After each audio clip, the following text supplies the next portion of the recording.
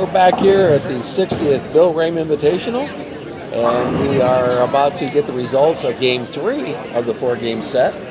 We'd like to remind you, first of all, that we're brought to you in part by Tim Plumley at Mohegan Sports Medicine and Rehabilitation, Martin Bernhardt at Mike's Roofing since 1960, 562-5257, and John Gobrecht at Pizzanello's Pizza.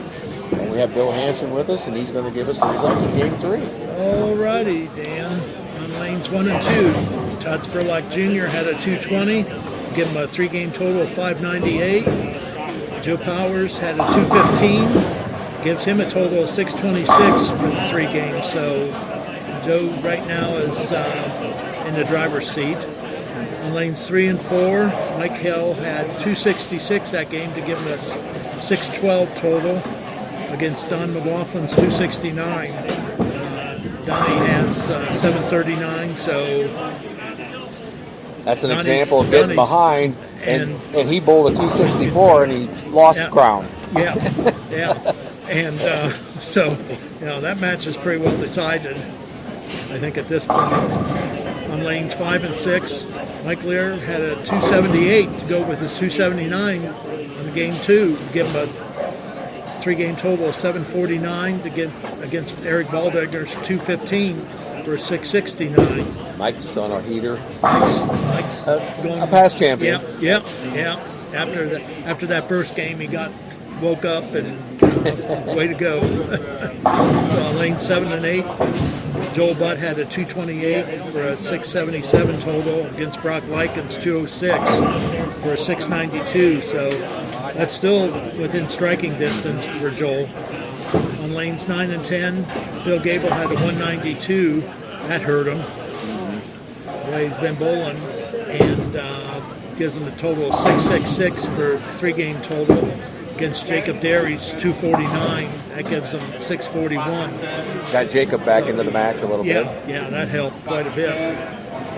On lanes 11 and 12, Bob Lear Jr. had a 226 for a 667 score after 3, and Jordan Fagan had a 200 for a 650. So another close match. They're another 17 pins. That's not much. On lanes 13 and 14, Mitch Long had a 212 for a 625 total after 3, and Joe Metz had a nice 246 game, and that gives him 728. So that's pretty well taken care of. And then on lanes 15 and 16, Dave Schock had a 191 for a 642 total against Nathan Monk's 228 for a 688 total. So there's few matches that's really close, and then there's few that it's, unless somebody really falls on their face and has a lot of splits or something, that they pull a 150, they will be probably in the losers over. bracket after today. So.